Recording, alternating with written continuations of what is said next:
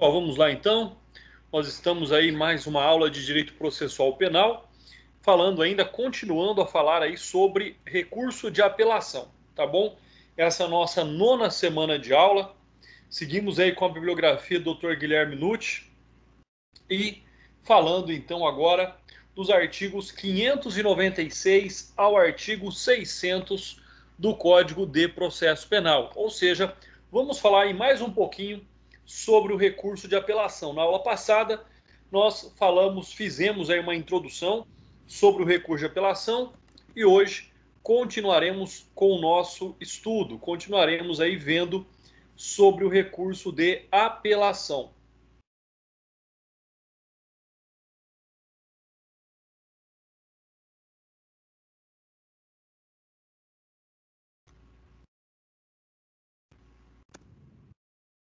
Iniciando então pelo artigo 596. Diz aí o artigo 596 do Código de Processo Penal: a apelação da sentença absolutória não impedirá que o réu seja posto imediatamente em liberdade. Parágrafo único. A apelação não suspenderá a execução da medida de segurança aplicada provisoriamente. Então, o que nós temos? Primeiro, se nós estamos falando de uma sentença absolutória, seja ela uma absolutória com resolução de mérito ou não, ou seja, né, sobre aquele aspecto de que está provada ali a ausência de autoria ou de materialidade do crime, ou ele foi absolvido por ausência de provas contundentes que possam ao acusado atribuir autoria. Então, independentemente dessa situação, automaticamente ele deve ser posto em liberdade. Por quê? Porque não existe razão para que alguém que seja absolvido, de acordo com a compreensão do magistrado, né, precise manter-se preso em razão de um recurso da acusação. Então, por isso que diz aí o artigo 596, que em havendo uma sentença absolutória, mesmo que haja um recurso de apelação por parte do Ministério Público, o réu deverá ser posto imediatamente em liberdade. Aí no parágrafo único, ele vem, na verdade, citar uma exceção. Qual é a exceção? A exceção é, se durante o processo ao inimputável foi aplicado a medida de segurança provisória, ou seja, aquela medida de segurança que não tem o condão de ser punitiva, que não se aplicou a quem já foi condenado, mas ela foi aplicada de forma a garantir ao próprio indivíduo e à sociedade uma determinada segurança. Então, ou seja, nessa hipótese, por mais que haja ali a sentença absolutória, nós vamos pensar que o recurso de apelação não suspenderá a execução da medida de segurança aplicada provisoriamente.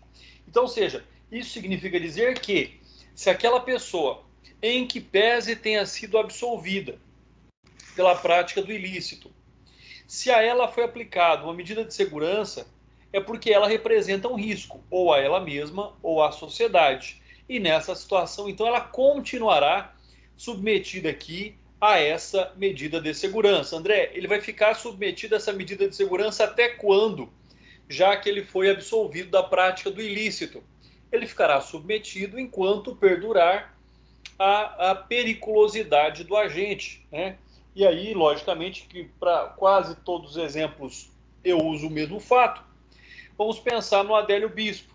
Ou seja, ele foi absolvido da tentativa de homicídio contra o presidente Bolsonaro, porque foi comprovado que a data do fato ele já era um inimputável. Então não há como se punir alguém que não reconhece a prática do ilícito, que não compreende a ilicitude da sua conduta. Então ele foi absolvido. Mas a medida de segurança continuou sendo aplicada porque ele ainda é uma pessoa perigosa, seja ele mesmo ou seja a sociedade.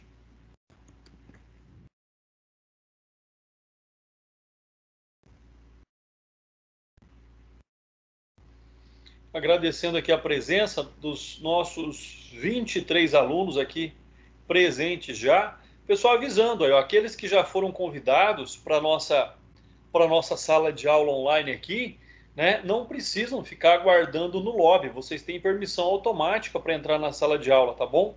Somente aqueles que ainda não receberam convite, né, e na verdade quase todos receberam, vou até revisar isso, mas todos que são convidados não precisam ficar aguardando aí no lobby da nossa sala de aula, é só entrar automaticamente. Mas continuando então a nossa aula. Então, se estamos falando sobre a sentença absolutória, significa dizer aí que ela tem somente efeito devolutivo. Ou seja, não se pode ou não se permite aqui suspender os efeitos da absolvição em razão de um recurso do Ministério Público. Então, ou seja, esse é um fato do qual nós temos que lembrar, nós temos sempre que estarmos atentos a isso.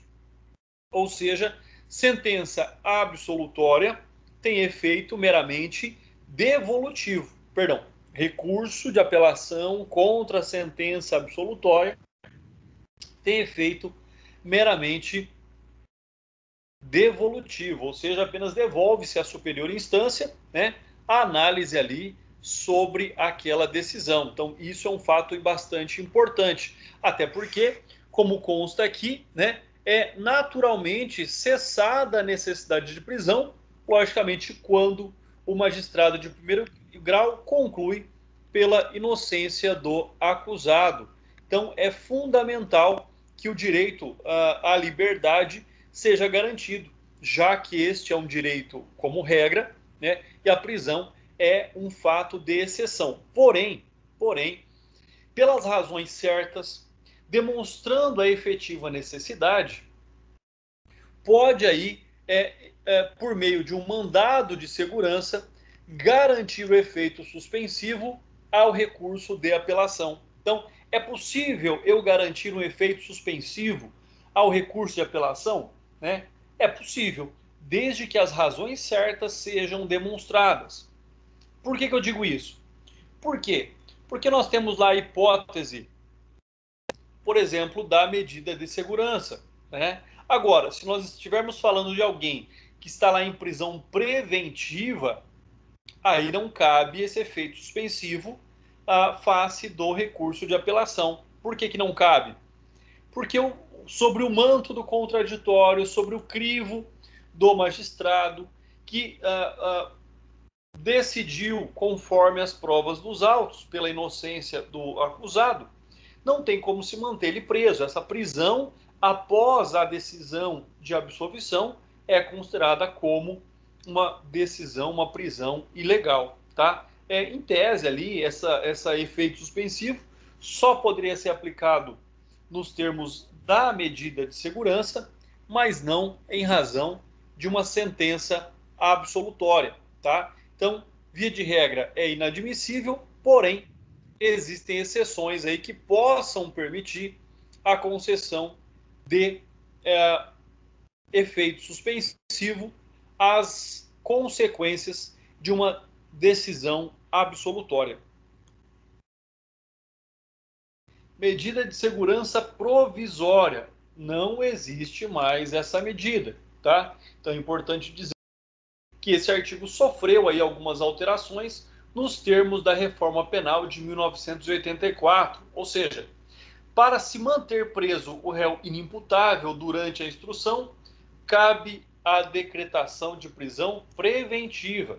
E se houver absolvição por inexistência da tipicidade ou da antijuridicidade, logicamente que aí inexiste o injusto penal.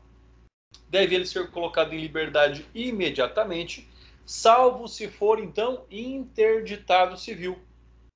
Por outro lado, quando se trata de uma absolvição imprópria, como nós já falamos, né, aquela fundada na ausência de imputabilidade ou excludente de culpabilidade, com imposição de medida de segurança de internação, deve o réu ser mantido detido sobre o regime cautelar. Então percebam a diferença daquilo que nós estamos verificando. Não existe medida de segurança provisória, só existe medida de segurança quando existe a necessidade da prisão preventiva, se ele é absolvido, ele tem que ser posto imediatamente em liberdade, salvo se ele for uma pessoa interditada civilmente. E aí vem todos os aspectos da interdição do direito civil. Aquele que não consegue administrar os atos da vida civil, ou, na hipótese aqui, de uma absolvição imprópria, olha a diferença, absolvição imprópria, ou seja, absolvição fundada na ausência de imputabilidade ou excludente de culpabilidade. Exemplo, não quer dizer que ele não praticou a conduta, quer dizer que ele não pode ser punido. Por quê? Porque ele era um inimputável, ou seja, aquele que não tem discernimento para reconhecer o ilícito da conduta. Com imposição de medida de segurança de internação, deve o réu manter-se detido sobre o regime cautelar, conforme o exemplo que eu passei para vocês do Adélio Bispo. Artigo 597 do Código de Processo Penal. A apelação de sentença condenatória terá efeito suspensivo. Percebam, se a sentença é absolutória, não tem efeito suspensivo.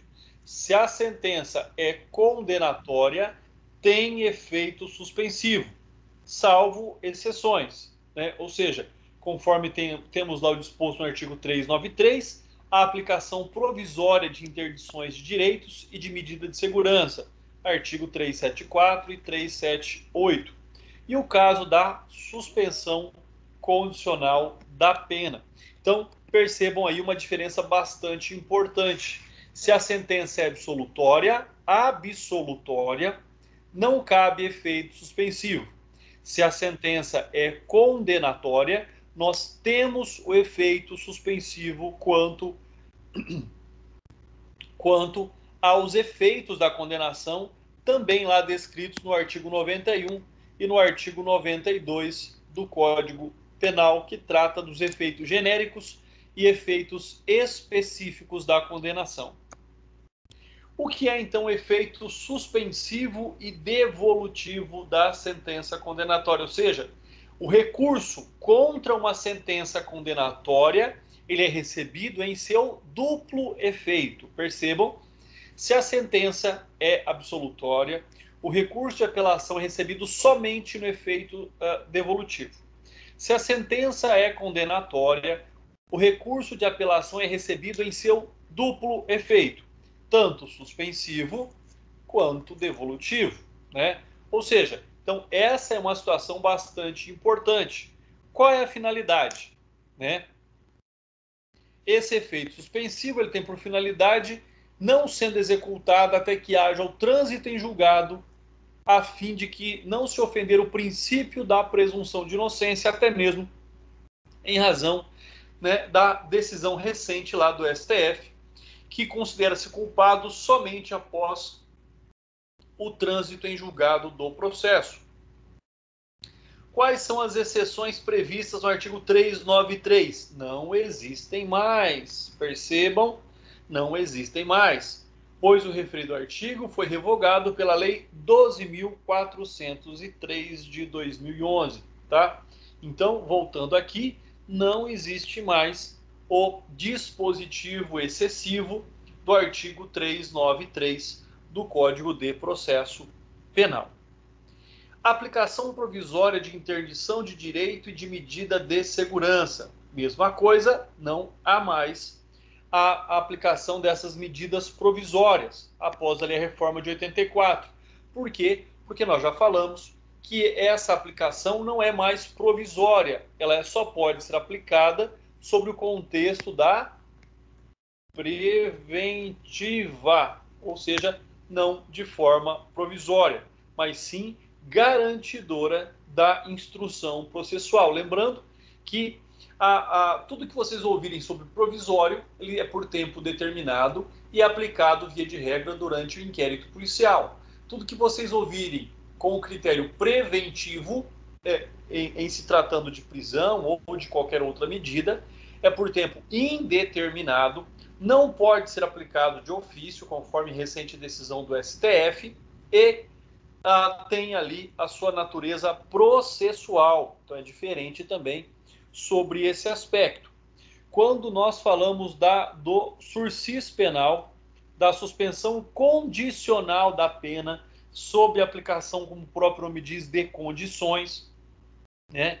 Também nessa parte o dispositivo está revogado porque a lei da execução penal, a lei 7.210 de 84, impõe a realização de audiência admonitória após o trânsito em julgado da sentença condenatória, conforme prevê o artigo 160 da lei de execução penal. Então, não é algo de ofício, né? É algo que acontece durante a execução da pena.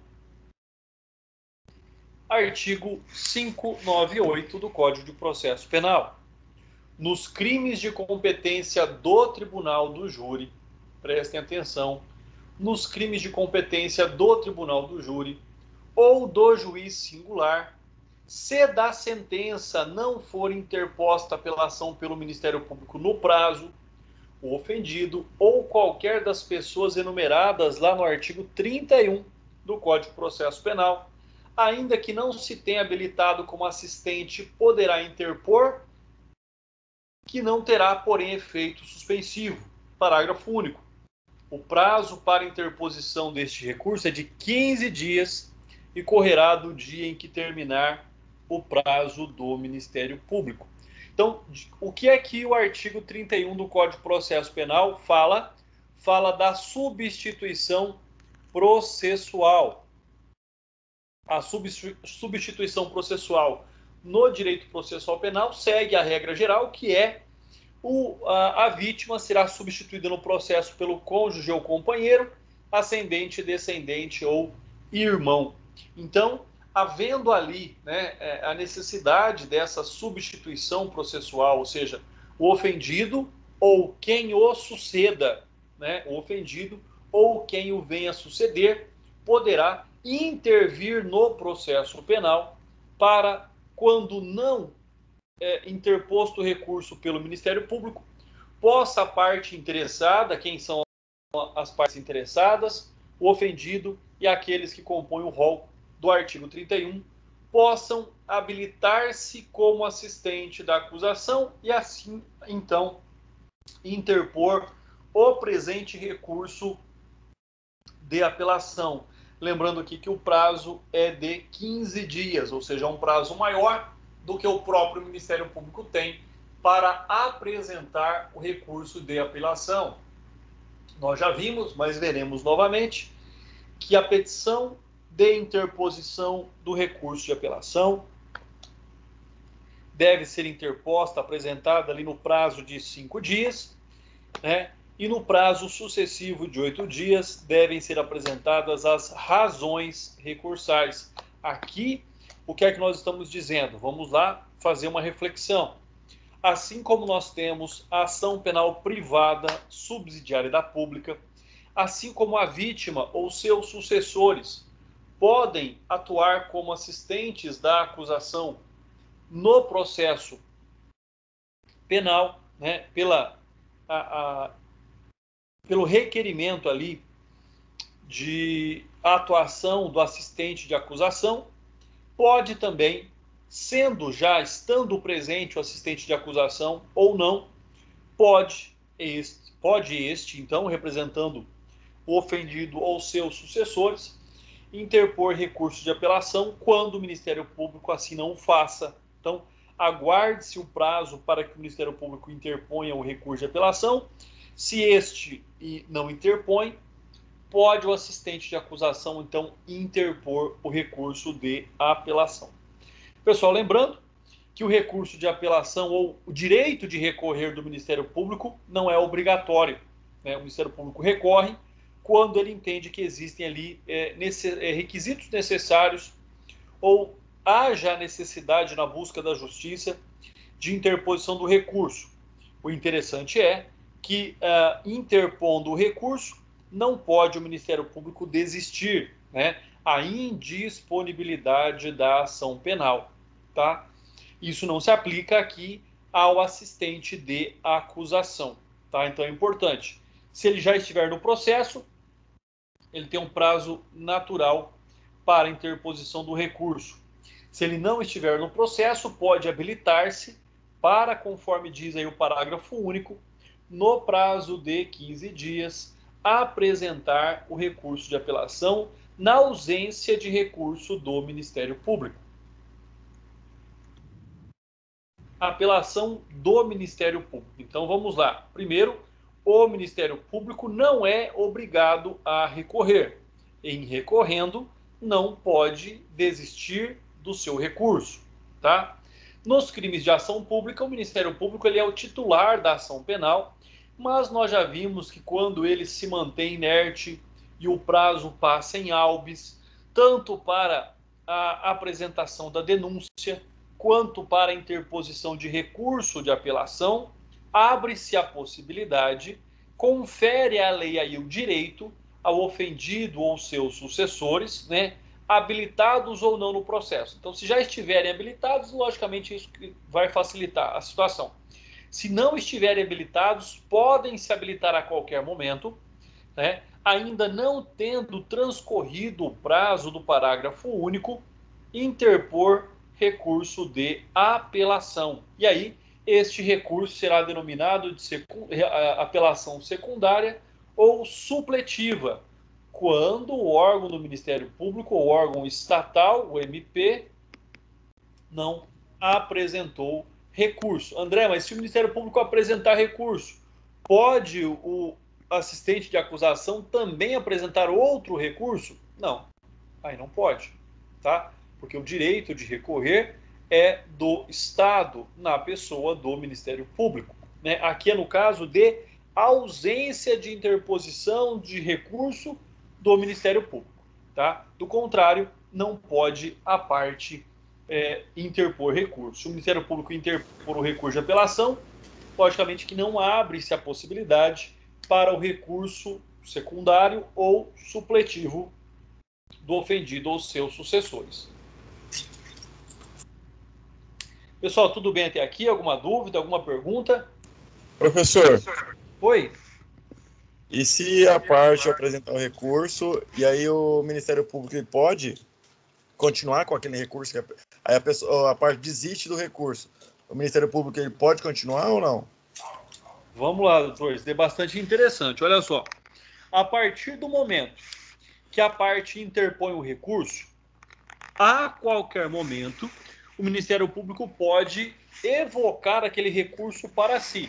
Ou seja, ele faz como ele faria lá com a denúncia, com a queixa-crime subsidiária da ação penal privada subsidiária da pública. Se ele fizer isso, ele pode somente acompanhar o recurso interposto pela parte a custos legis. A parte pode desistir. Se ele assume o recurso, aí aquele recurso passa a ser dele e ele não pode mais desistir do recurso e a parte também não pode desistir do recurso. Ok, obrigado, professor. Entendeu, doutor? Entendi, Imagina. Obrigado pela participação aí, foi uma excelente pergunta. Vamos lá.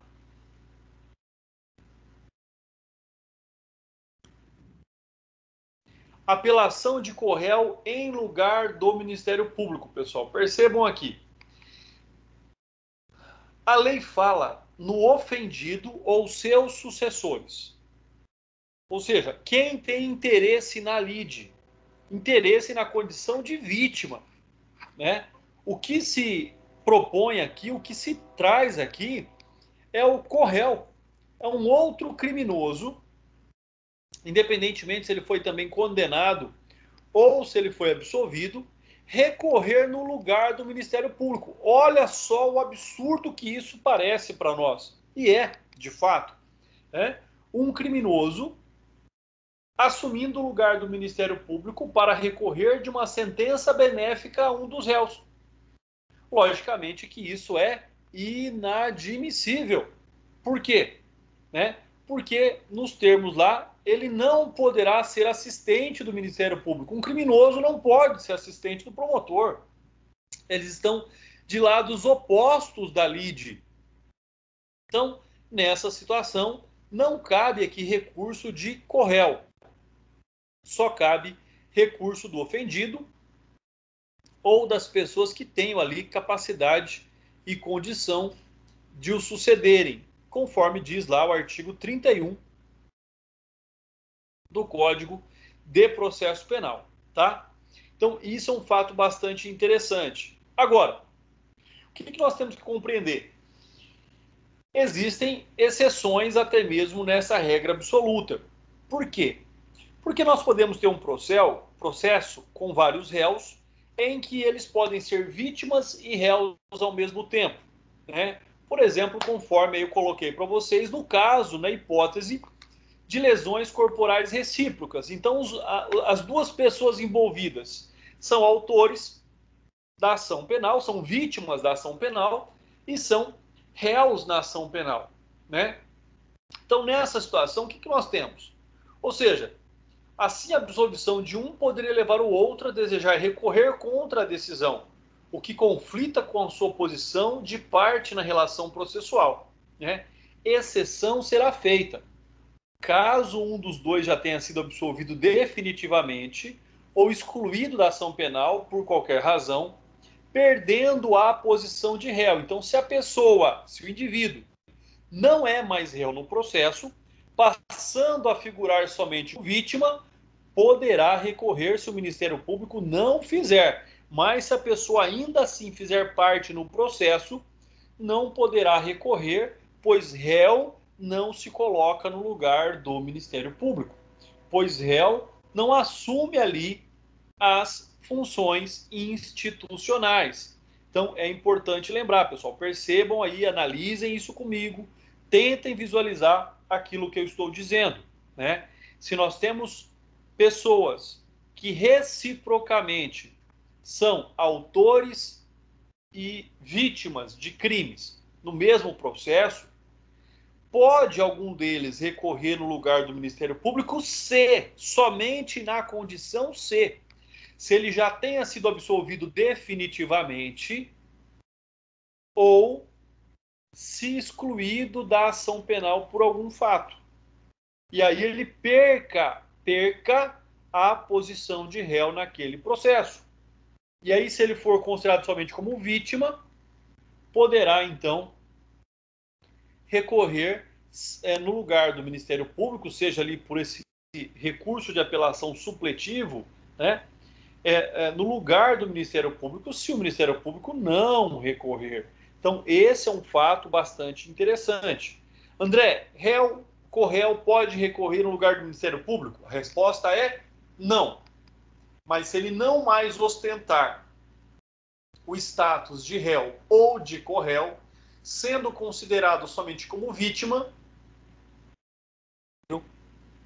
a lei autoriza, ele se enquadraria no dispositivo legal que nós estamos estudando. Amplitude da apelação do ofendido. Pessoal, ele pode recorrer na sua maior concentração, ou seja, ele pode recorrer de tudo e alegar tudo que estiver a seu interesse contra a condenação ou contra a absolvição.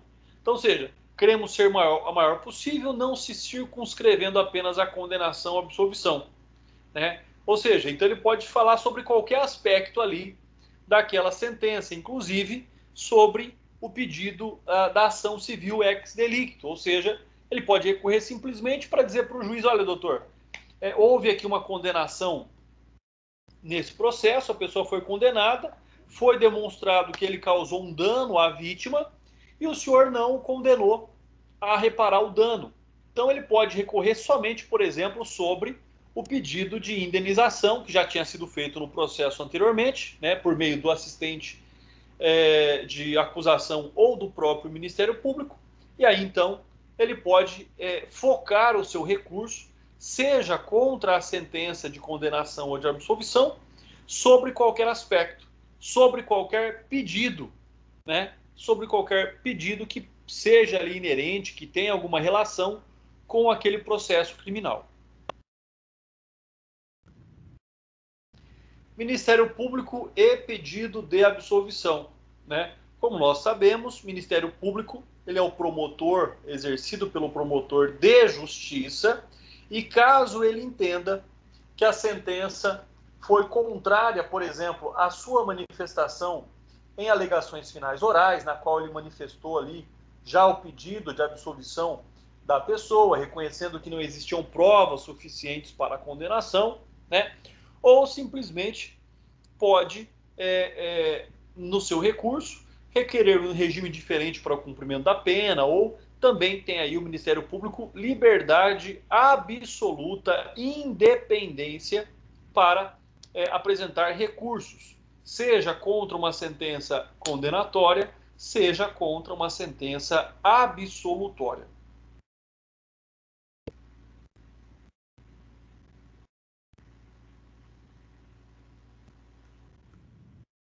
Prazo legal para o recurso de apelação do ofendido. Nós já vimos lá no parágrafo único do artigo em estudo. Mas, para confirmar, e logicamente sobre tudo aquilo que é certo, sempre existem posições em contrário, cito aqui a súmula 448 do STF. O prazo para o assistente recorrer supletivamente começa a correr imediatamente após o transcurso do prazo do Ministério Público. E nós já sabemos que o prazo é de 15 dias, tá? Esse é o prazo.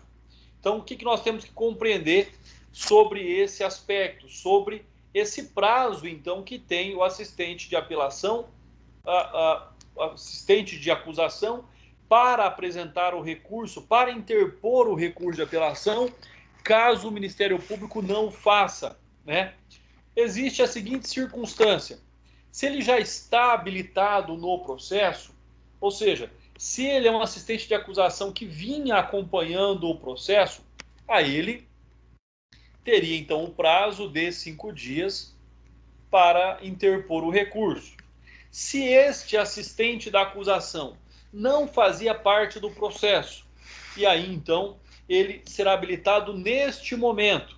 Aí ele teria 15 dias para apelar. Então, ou seja, qual é a posição majoritária nesse sentido? É que ele tem sempre 15 dias, ou de que ele também teria 5 dias, como a regra geral, para interposição do recurso de apelação, né? Se ele já for assistente de acusação no processo quando da prolação da sentença. Então, primeiro, é preciso ressaltar, no entanto, que o entendimento atual do pretório excelso, pessoal, pretório excelso é STF, né? É a corte maior que nós temos no nosso país, em grau de poder judiciário. É no sentido de que o prazo corre quando o assistente está habilitado nos autos da data da intimação e ele tem um prazo de 15 dias, né? Conforme vige ali a súmula que nós já comentamos. Só que existe corrente divergente. A corrente divergente fala: caso não esteja habilitado o ofendido, o prazo de 15 dias para apelar. Muito bem. Há posição em sentido contrário, sustentando que o prazo para o ofendido recorrer será sempre de 15 dias, estando ou não habilitado. Não recomendo que vocês sigam essa corrente minoritária, pessoal. Vamos seguir aquilo que é claro, a interpretação literal do artigo que nós estamos compreendendo, que nós estamos estudando. Se o assistente de acusação já está atuando no processo, já vem acompanhando o processo desde o início, ou pelo menos, né, ali da sentença em diante, segue o prazo de 5 dias, segue o prazo de 5 dias, tá? Após ali o prazo do Ministério Público. Então, o Ministério Público tem um prazo de 5 dias, esgotado este prazo, começa a correr o prazo do assistente de acusação mais 5 dias. Agora, se a família não tem assistente de acusação habilitado no processo, e aí estava se aguardando o Ministério Público recorrer, passaram-se os 5 dias, o Ministério Público não interpõe recurso de apelação. Aí sim, a família tem 15 dias para habilitar um assistente de acusação no processo. André, quem é o assistente de acusação? somente o advogado. A família contrata um advogado, a ele outorga uma procuração para que ele atue como acusador particular, ou seja, assistente da acusação. E nesse prazo de 15 dias, nessa hipótese, então o assistente de acusação interporá recurso de apelação na ausência do Ministério Público. Pessoal, sigamos essa regra, que com certeza não haverão questionamentos da tempestividade do recurso de apelação interposto pelo assistente de acusação. Ressalva quanto à inexistência do efeito suspensivo. Pessoal, mais uma vez, isso é bastante simples, né? O que é simples? É simples dizer o seguinte: quando nós estivermos diante de uma sentença absolutória, o recurso de apelação será recebido somente no efeito devolutivo. Quando estivermos diante de uma sentença condenatória, o recurso de apelação será recebido em seu duplo efeito, ou seja, suspensivo e devolutivo, tá? Prazo especial. Qual é o prazo especial? O prazo que nós acabamos de falar, ou seja, 15 dias, para interposição do recurso de apelação, somente na hipótese dele ter que ser interposto pelo assistente de acusação que não estava habilitado nos autos, tá? Então ele é habilitado após ali esse prazo de 5 dias que teria o Ministério Público para interpor recurso de apelação.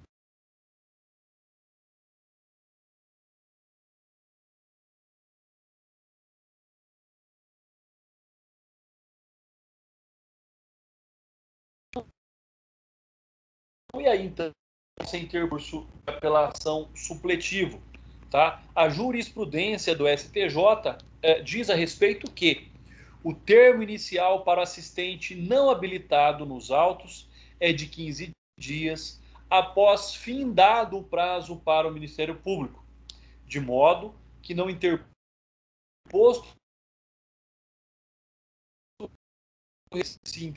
consoante a súmula 448 do STF, conforme nós já analisamos na tela anterior. Aqui fica uma ressalva também importante. Vamos lá. O Ministério Público tem 5 dias para interpor a petição de apelação.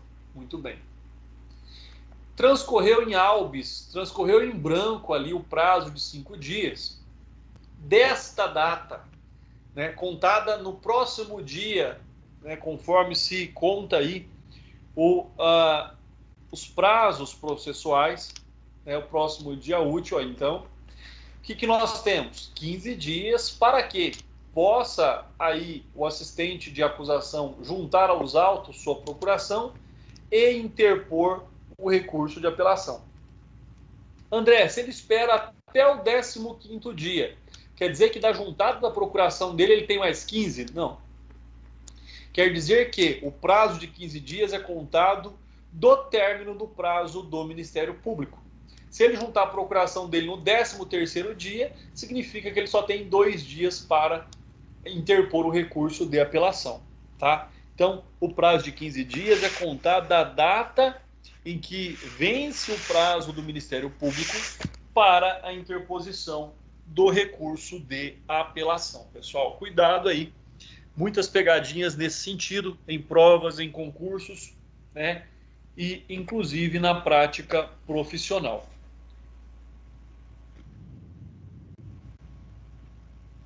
Artigo 599 do Código de Processo Penal. As apelações poderão ser interpostas quer em relação a todo julgado, quer em relação à parte dele. Ou seja, quando se interpõe um recurso de apelação, você só interpõe, você só questiona aquilo que de fato lhe contraria. Ou seja, eu posso até achar que o recurso, que a sentença de condenação está correta e questiona-se somente contra, por exemplo, o regime de cumprimento de pena. Questiona-se somente, por exemplo, contra a decisão de indenização ou de reparação de danos à vítima. Então, ou seja, existe também, como eu disse aí, uma liberdade ampla, uma liberdade plena para se interpor o recurso de apelação, seja ali alegando tudo o que é necessário contra a íntegra da sentença condenatória ou absolutória, ou somente com relação à parte dela. André, o réu que foi absolvido pode recorrer? Claro que pode. E pode recorrer para que o tribunal reconheça, por exemplo, que ele não foi o autor do fato, né? Que declare ali nos termos do artigo 386, no correspondente inciso, de que ele não foi o autor do fato e não pelo inciso que ele foi absolvido por falta de provas. Então, mesmo absolvendo, pode-se recorrer buscando ali a modificação, né, do dispositivo que absolveu o indivíduo. Então, contra todo julgado ou em relação à parte dele, não há nenhum problema em se recorrer contra pequenos aspectos, vamos assim dizer, da sentença, seja ela condenatória ou absolutória. Então aí já temos essa explicação, né? E é importante dizer o seguinte: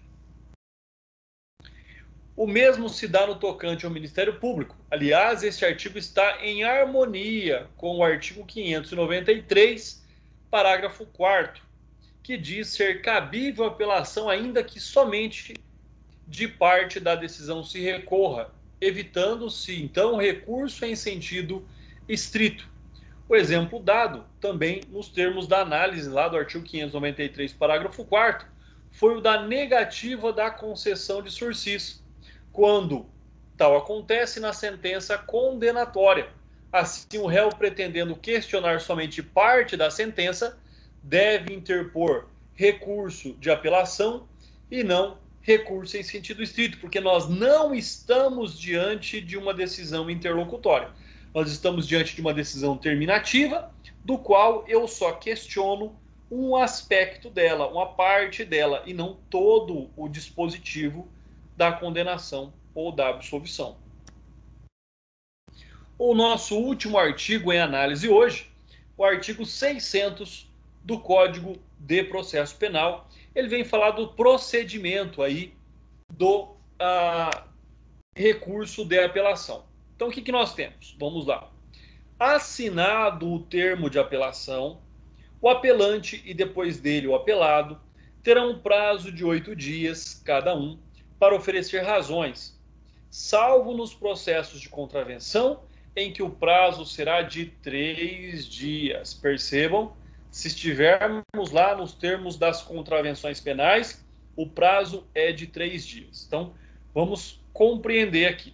Vamos observar o que significa o que está escrito no caput do artigo 600. Primeiro, termo de apelação, pessoal. Termo de apelação é a mesma coisa que petição de interposição.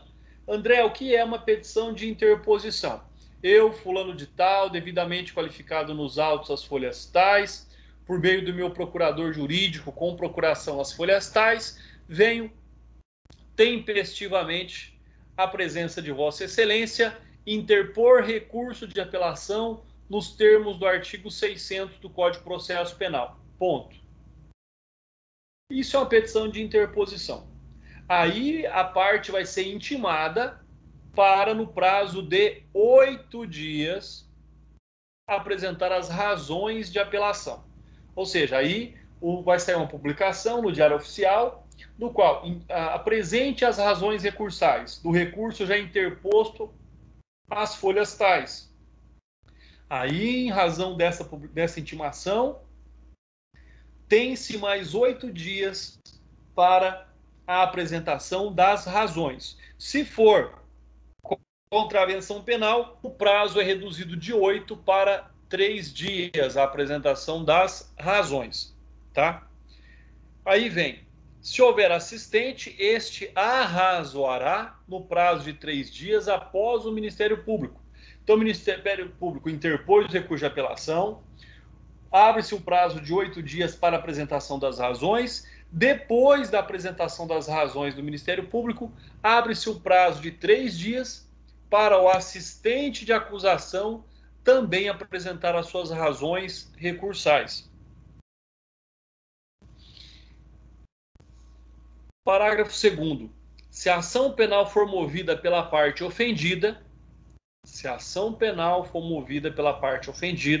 nós estamos falando aqui de uma ação penal privada, o Ministério Público terá vista dos autos no prazo do parágrafo anterior, porque ele trabalha somente a lei. Parágrafo 3º. Deixa eu ver. Alô, pessoal? Alguma pergunta? Vai entrar lá dentro da água, não, Bia, vou ter medo.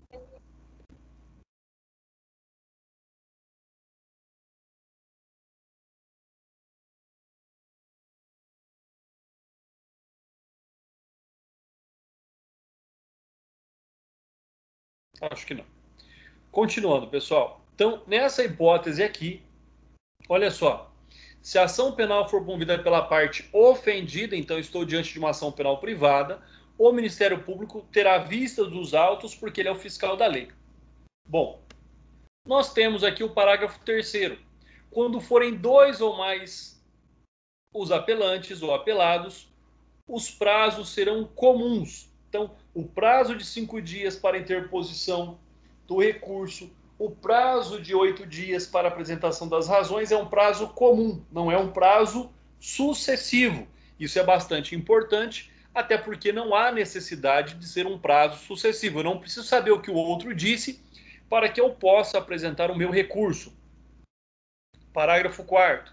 Se o apelante declarar na petição ou termo, ao interpor a apelação que deseja razoar na superior instância, serão os autos remetidos ao tribunal adquém, onde será aberto vista às partes, observados os prazos legais, notificadas as partes pela publicação oficial. Isso foi o que normalmente nós fazemos em tribunal do júri. Ou seja, ao final do tribunal, se o cliente ele é condenado, lá em plenário nós já interpomos o recurso de apelação nos termos do parágrafo 4º do artigo 600. Ou seja, lá no termo vai somente dizer que a parte deseja recorrer e nos termos do parágrafo 4º do artigo 600 vai apresentar as suas razões lá na superior instância, ou seja, no tribunal. Então, quer dizer que o Ministério Público não manifestará sobre o recurso da apelação, né? Caberá ao Procurador de Justiça manifestar sobre o recurso da defesa, né? Então, essa é uma prerrogativa, pessoal. O parágrafo 4º é uma prerrogativa somente da defesa, não é uma prerrogativa da acusação. A acusação, se quiser recorrer, deverá apresentar as razões em primeiro grau, dando-se a oportunidade para a parte contrária manifestarem contrarrazões, apresentar as suas contrarrazões recursais. Pessoal, sempre que uma parte recorre, a parte contrária é intimada a manifestarem contrarrazões de recurso de apelação. Então, lembrem-se disso. Sempre que uma parte recorre, seja a acusação, seja a defesa, seja da totalidade da sentença, seja de parte da sentença, isso não importa, mas sempre que uma parte recorre, ou seja, interpõe um recurso e apresenta as suas razões, a parte contrária é intimada para apresentar as suas contrarrazões ao recurso de apelação, tá? O parágrafo 4º é uma exceção, ou seja, uma exceção concedida somente à defesa, tá? Não ao Ministério Público, somente à defesa, para que a defesa possa interpor o recurso em primeiro grau, porém, apresentar as suas razões recursais somente ao tribunal adquém. Então, quando o processo é recebido no tribunal, a parte que recorreu, que já ali interpôs a sua petição, né, de recurso, deverá ser intimada para que possa apresentar as suas razões ao tribunal. Se ela não for intimada para apresentar as razões no tribunal, nós estamos diante de uma hipótese de nulidade, né, que é o cerceamento de defesa. Então, este é uma exceção. O parágrafo 4º do artigo 600 é uma exceção à regra.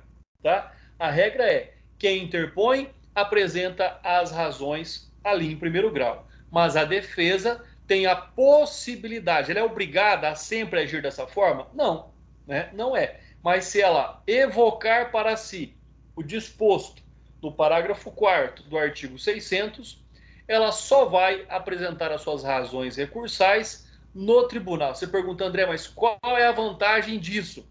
Primeiro, ele vai ganhar muito tempo para poder elaborar suas razões recursais. Essa é uma primeira vantagem. Segunda vantagem, o Ministério Público não manifestará em contra-razões. O promotor de justiça não manifestará em contra-razões ao seu recurso de apelação. Quem manifestará é o procurador de justiça. É aquele que não vivenciou o processo. É aquele que não acompanhou o processo durante a sua instrução. Ele terá acesso ao processo, mas talvez não seja aí alguém que tenha conhecimento pleno dos detalhes do penal. Então, existem muitas vantagens para que o advogado utilize-se da sua prerrogativa de apresentar as razões somente ao tribunal. Isso é comum acontecer? Não, muitos advogados não sabem que isso existe.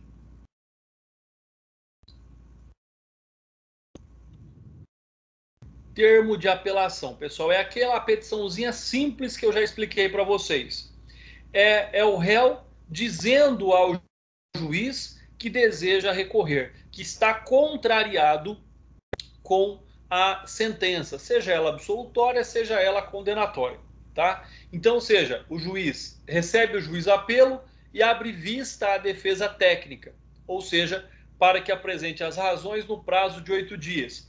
Por que aqui cita defesa técnica? Porque eu já disse para vocês também, vocês já sabem disso, que quando o réu ele é intimado da sentença pelo oficial de justiça, o oficial já lhe apresenta o termo de recurso. Ou seja, o senhor deseja recorrer dessa sentença, o oficial de justiça chega lá, lê a sentença para a pessoa, explica muitas vezes, né, os termos da sentença. Olha, o senhor foi condenado a uma pena assim, o senhor tem que pagar tanto de multa, se o senhor foi condenado a indenizar a vítima, né? Vai explicar para a pessoa, em razão muitas vezes da sua simplicidade, o que significa aquela sentença, e a pessoa vai dizer se quer ou não recorrer. Se ela falar que quer, o oficial de justiça já vai informar o processo que aquela pessoa manifestou o desejo de recurso, ou seja, o termo de apelação já foi apresentado pela própria vítima. Então, André, quer dizer que o termo de interposição do recurso de apelação pode ser feito pela própria vítima? Pode. Pode, por meio do oficial de justiça. E aí, então, a defesa ela é intimada para apresentar as razões no prazo de 8 dias. E aí, por isso que fala em defesa técnica, porque a interposição não precisa de tecnicidade. Qual é o procedimento, então, para a interposição do recurso de apelação? Após a intimação da sentença, a parte contrariada possui 5 dias para recorrer. Recorrer é o quê? Petição de interposição. Deve apresentar inicialmente a petição de interposição da apelação, sem as razões. André, posso apresentar as razões junto com a petição de interposição? Pode, não há problema nenhum, tá? Eu, em muitos casos, ali com a petição de interposição, já junto às razões recursais. Não há nenhum problema, porque quem pode o mais, pode o menos. Mas se assim não o fizer, apresentou somente a petição de interposição, ou seja, recebida essa, novo prazo, agora de 8 dias, será concedido para o oferecimento das razões. Quando, então, forem juntadas as razões aos autos, abre-se vista ou intima-se a parte contrária para a apresentação das contrarrazões. André, qual é o prazo para a apresentação das contrarrazões? por medida de justiça, pelo procedimento e pelo princípio da equidade, também 8 dias. Cumpre salientar que o prazo de 5 dias para interposição do recurso é fatal. Se não for interposto no prazo de 5 dias, não pode ser interposto posteriormente. Mas o de 8 dias para as razões, não podendo ser ultrapassado, até porque o recurso pode subir sem as razões. A petição ou termo de apelação é dirigida ao juiz prolator da decisão impugnada, para que haja o recebimento do recurso. Pode haver aqui, quando o juiz recebe o recurso, um juízo de retratação. Se o juiz não se retratar, ele encaminha o seu recurso ao Tribunal Superior. Então, este é o procedimento do recurso de apelação. A parte interpõe a petição recursal no prazo de 5 dias, abre-se vistas para que apresente as razões no prazo de 8 dias, juntadas as razões recursais do processo, abre-se vista ou intima-se a parte contrária, que é a mesma coisa, para que apresente as suas contrarrazões também no prazo de 8 dias. André, se a parte não apresentar contrarrazões, não tem problema, não é obrigada a apresentar contrarrazões. Mas vamos supor que todo mundo faça ali a sua parte. Petição de interposições, razão recursal, contrarrazões recursais no processo, o juiz não reconhecendo ali de ofício a pertinência da reforma da sua decisão, ou seja, não exercendo o juízo de retratação, encaminha para julgamento no tribunal o presente recurso de apelação. Arrazoado do assistente de acusação, ou seja, quando o Ministério Público recorre, segue-se essa mesma regra, ou seja, 5 dias para a petição de interposição, 8 dias para as razões recursais. Apresentadas as razões recursais, abre-se vistas, intima-se o assistente da acusação para, no prazo de 3 dias, apresentar as suas razões recursais, tá? Razões recursais. Aqui nós temos que falar também que, quando o recurso é da defesa, o assistente da acusação também pode se manifestar em contrarrazões e contrariamente ao recurso da defesa, tá? Então, ou seja, arrazoado do assistente de acusação deverá ser apresentado no prazo de 3 dias, conforme nós já havíamos dito, e após tê-lo feito representando o Ministério Público, salienta-se, no entanto, que é preciso juntar aos autos o alegado pelo Ministério Público, ou seja, o título das razões, seja de contrarrazões, para depois intimar o assistente. Então, ele tem que ter conhecimento daquilo que o Ministério Público já se manifestou, para que possa o assistente da acusação se manifestar também. Tá? Então, esse é um fato bastante importante. Ação penal privada. O que significa aí ação penal privada, pessoal? Mais uma vez, ação penal privada é aquela que trata de um direito disponível, normalmente crimes contra a honra. Ela deve ser interposta, deve ser iniciada por queixa-crime, por meio do advogado. E isso é um fato aí que nós já estamos cientes, já estudamos tanto em direito penal quanto em direito processual penal. O que nós temos na ação penal privada, então? Nós temos que, em qualquer hipótese de ação movida pelo ofendido, o Ministério Público atua como custos legis e tem a possibilidade de se manifestar no prazo de 3 dias após juntadas as razões do querelante. Então, o querelante tem prazo de 5 dias para a petição de interposição de recurso, é intimado também para, no prazo de 8 dias, apresentar as suas razões recursais, e o Ministério Público vai se manifestar sobre esse recurso e razões apresentadas no prazo de 3 dias. Note-se que, em hipótese igualmente, se aplica no caso da vítima ter apelado nos termos do artigo 598, conforme nós já estudamos, quando, apesar de não habilitada, não concorda com a absolvição do réu, e aí apresenta então um recurso supletivo àquele que deveria ser apresentado pelo Ministério Público.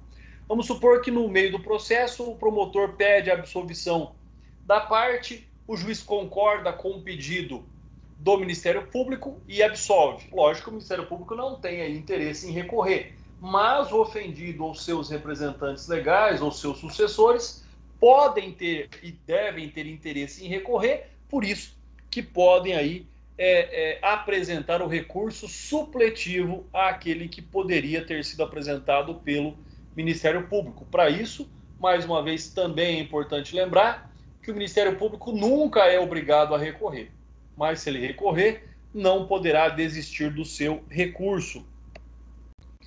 Inviabilidade de prazo comum, né? Olha, pessoal, essa é uma questão bastante interessante. Prazo comum quando houver ali pluralidade de réus. Aqui a doutrina ela traz o seguinte para nós. Embora seja um corolário do princípio da economia processual exigir que todos os apelantes e apelados manifestem no mesmo prazo, agilizando o trâmite do processo, poderia sim ser inviabilizada a ampla defesa ou mesmo restringido o duplo grau de jurisdição. Em processos complexos, as partes necessitam ter os autos em mãos. Aqui, pessoal, só existiria essa inviabilidade se nós estivermos tratando de autos físicos, tá? Porque o que acontece? No processo digital, não há nenhum impedimento para acesso ao processo pelo prazo comum para apresentação do recurso, tá? Uma hipótese que acontece, que acontecia no passado, era o processo não podia sair do cartório, o prazo era comum, as partes poderiam no mesmo prazo ir ao cartório, fazer carga de balcão ou levar o processo na OAB para poder tirar xerox daquilo que fosse importante. E assim continuaria o prazo comum, tá? Então, ou seja, para que, se for ainda um processo físico, logicamente que não vai se conceder carga fora do cartório, tá? Para que possa cada um ter acesso aos autos no prazo da apresentação da interposição do recurso ou da apresentação das razões recursais. Então, hoje no processo digital esse tema fica superado, tá? Não há nenhum impeditivo, não há nenhum prejuízo à aplicação do princípio da ampla defesa do contraditório, falando aí de processos digitais. Apresentação das razões em superior instância, conforme nós já falamos no parágrafo 4º do artigo 600. Trata-se de uma faculdade, não é uma obrigação. Então, primeiro passo, eu posso ou não apresentar as razões em superior instância, mas lembrando que esta é uma faculdade concedida somente à defesa, pois o promotor responsável pelo processo deve apresentar as razões recursais do recurso de apelação em primeiro grau, tá? Então, aqui é uma faculdade somente para a defesa, não haveria motivos para o promotor apresentar as razões no tribunal, porque ele estaria dificultando o acesso da defesa aos termos do recurso, pessoal. Então, aqui é um fato bastante relevante, tá? Hoje, ainda em dia, o parágrafo 4º, em tese, é um benefício dado à defesa, tá? É um benefício concreto? Não, vamos pensar que é um benefício abstrato. Por quê? Porque tecnicamente não gera nenhum benefício, mas eu penso que sim, seja em razão do prazo, seja a manifestação a ser realizada pelo procurador de justiça. Então existem várias situações aí que podem sim, direta ou até mesmo indiretamente, beneficiar o réu pela apresentação das razões somente no tribunal. Doutor, Logicamente... Oi, pode falar, doutor. só para desenhar um mapa na cabeça aqui, confere Tá. comigo se eu tô indo no caminho certo. Então, a apelação, ela inicia com a interposição do recurso com prazo de 5 dias. Aí, essa apelação, ela é perante o juiz da decisão. Se for rejeitada a apelação, cabe reze. Se não for rejeitada, notifica para as razões e as contrarrazões em 8 dias. Correto? Correto? Peraí, volta do começo, que eu perdi uma parte. Vamos voltar. Volta do começo aí. Tá. Então, a apelação ela inicia com a interposição de recurso num prazo de 5 dias, correto? Correto. E a apelação ela é interposta perante o juiz da decisão. Isso, primeiro grau. Isso. Se ela for rejeitada, né, pelo juiz ACO, abre reze, certo? Sim. Se a apelação for recebida, no caso, notifica e apresenta as razões e contra-razões no prazo de 8 dias. Exato. Aí, no caso, depois dessas contra-razões e essas razões, o recurso sobe para o tribunal. Depois sobe para o tribunal. Isso, exatamente. Isso. Ah, tá. Aí a observação aqui, que é o que você está falando, né? Que é a exceção da defesa do Isso. artigo 600, parágrafo 4º, que aí abre o direito de apresentar as razões direto no tribunal e não Isso. no juiz ACO. Isso. Aí, com a exceção do parágrafo 4º, o que nós temos? Qual que é a sequência? 5 dias para a interposição do recurso. Aí não abre prazo para a apresentação das razões. Não abre prazo para a interposição das contrarrazões. O processo sobe direto. Ou seja, a petição aqui, ela, estando no prazo de 5 dias, o processo deve ser encaminhado ao tribunal, automaticamente agora. Porque não há mais juízo de admissibilidade, é só a tempestividade da interposição. Perfeito. Subiu para o tribunal intima a parte recorrente para, no prazo de 8 dias, apresentar suas razões. Apresentadas as razões, abre-se vista ao procurador de justiça, para que ele manifeste sobre as razões do recurso. Aí depois volta para o relator, para que o relator faça o seu relatório e encaminhe a mesa para a designação de data de julgamento do recurso. Então muda bastante coisa com relação quando as razões são apresentadas no juiz de primeiro grau, para com a exceção do parágrafo 4º. Vamos pensar, é importante a gente fazer esse mapa mental para que a gente possa visualizar as duas situações. Vamos ver a primeira de novo. 5 dias para a petição de interposição, 8 dias para a apresentação das razões. Apresentou as razões, intima-se o Ministério Público para manifestar em contra-razões também no prazo de 8 dias. Volta para o juiz. Vamos pensar que não tem assistente de acusação. Se tiver, 3 dias para o Ministério assistente de acusação também manifestar. Voltou para o juiz. O juiz pode realizar o juízo de retratação da sua decisão. Pode realizar o juízo de retratação. Não realizando o juízo de retratação, faz o juízo de admissibilidade recursal. Aí encaminha para o tribunal. Aí é o rito de julgamento no tribunal. Agora, se a defesa se utilizar do parágrafo 4º do artigo 600, aí é assim, 5 dias para interposição, automaticamente manda-se para o tribunal. No tribunal, quando chegar lá, distribui para uma das câmaras, e demora bastante tempo isso. A parte é intimada para apresentar suas razões. Apresentou as razões, vai para o procurador de justiça, volta para o relator, vai à mesa para designação de data de julgamento. Então, nós temos uma mudança de procedimento muito grande quando a defesa se utiliza dessa prerrogativa do parágrafo 4º do artigo 600 do Código de Processo Penal. Entendeu? Perfeito, doutor. Tá tentando pôr esse mapa na cabeça para ficar mais fácil de lembrar depois. Não, mas é importante. E aí, Hudson, tem um detalhe. Vamos supor que chegou lá no tribunal. Se a parte não for intimada para apresentar as razões, nulidade do processo. Porque não foi dada a oportunidade de exercer a ampla defesa ou a plenitude de defesa, né? Que é um caso concreto. Nunca tinha acontecido comigo, por exemplo. Mas eu já até comentei sobre esse fato, mas novamente para a gente lembrar sobre esse tema. Olha só uma situação interessante. Eu fiz um tribunal do júri em Campina Verde, 2 réus, um réu presente e um réu foragido. Meu réu estava presente, preso e presente. O outro foragido. Os 2 foram julgados, até porque vocês sabem que o réu não é obrigatório que ele esteja presente no tribunal do júri para que Sim. O tribunal do júri aconteça. Muito bem. Nós, eu e o outro advogado, fizemos a interposição do recurso de apelação dessa forma em audiência. Ou seja, pela prerrogativa do parágrafo 4º do artigo 600. Né? Na verdade, o motivo que nós utilizamos dessa prerrogativa foi para dar uma cutucada no promotor, dizendo, olha, nós vamos recorrer e você não vai falar nada sobre esse assunto.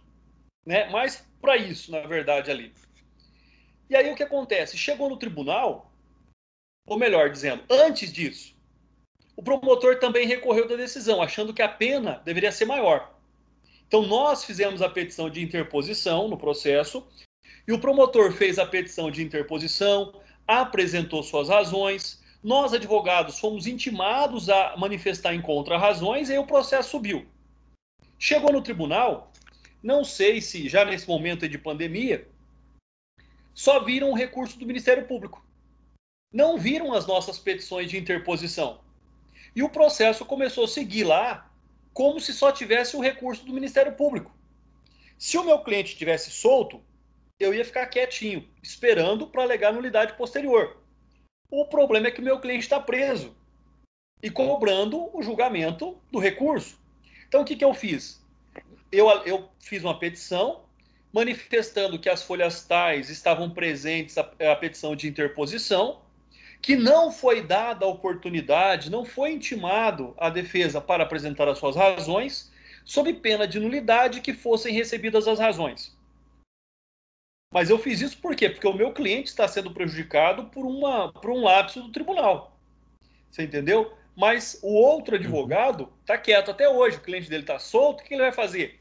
Ele vai deixar julgar o processo, ele vai deixar tramitar. Lá na frente ele vai alegar nulidade contra o cliente dele.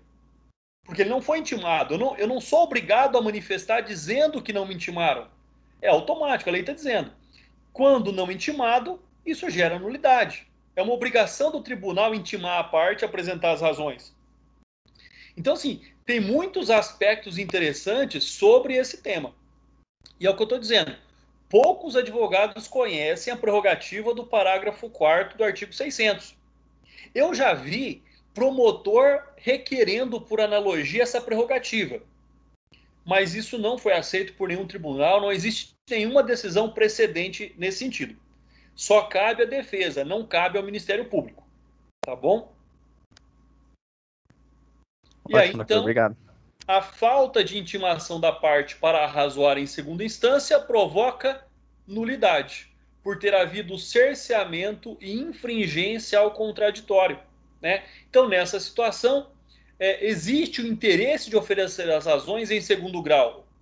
Não é só um interesse, é um direito assegurado às partes a fazê-lo. Pessoal, as partes é defesa, tá? Não é partes acusação, é partes defesa. Não cabe a qualquer uma das partes do processo.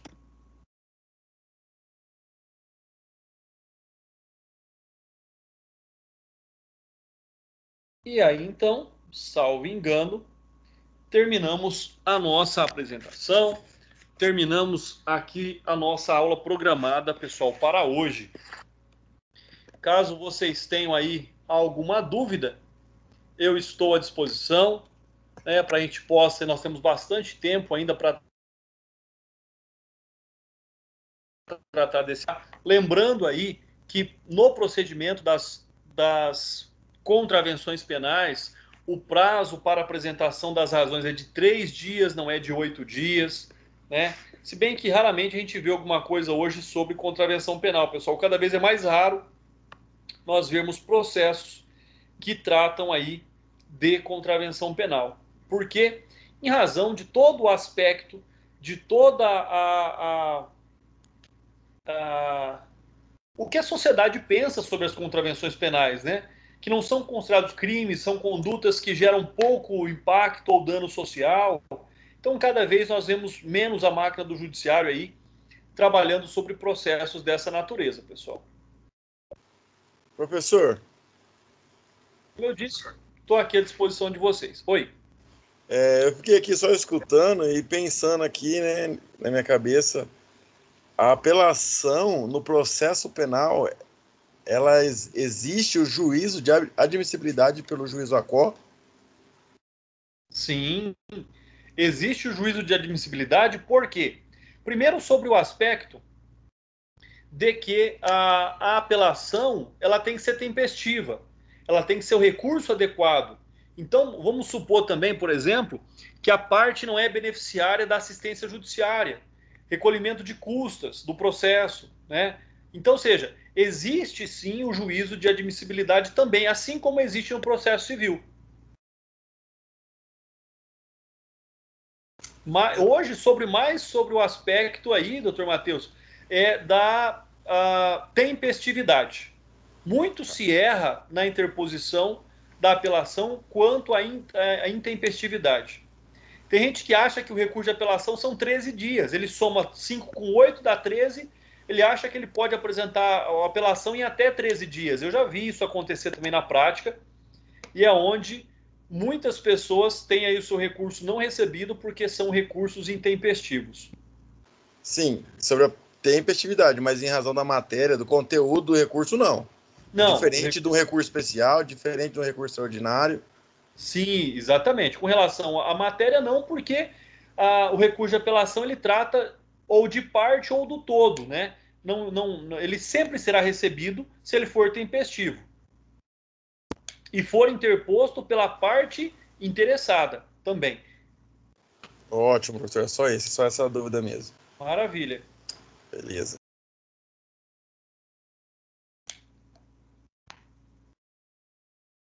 Pessoal, mais alguma dúvida aí?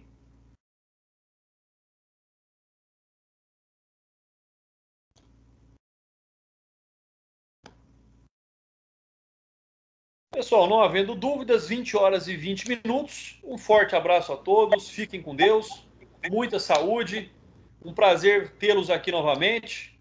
É muito bom vê-los, estou vendo aí o Dr. Hudson. Quem tiver câmera, pessoal, fique à vontade, ligue, deixa eu ver vocês, deixa eu matar um pouquinho da saudade também.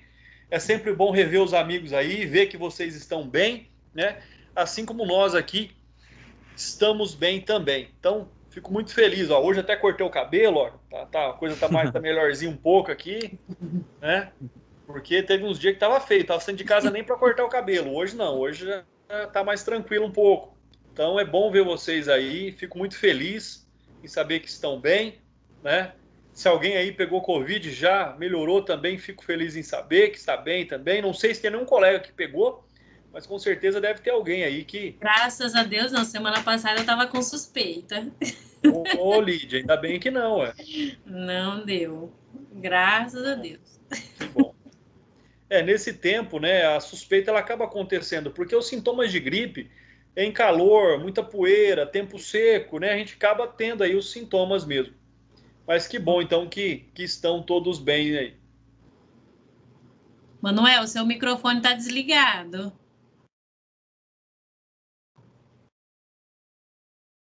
Cadê o Manuel? Ele tava falando alguma coisa.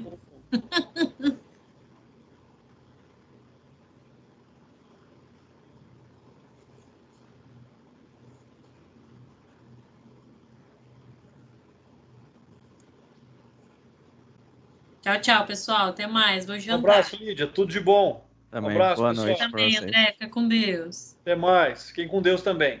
Tchau, tchau.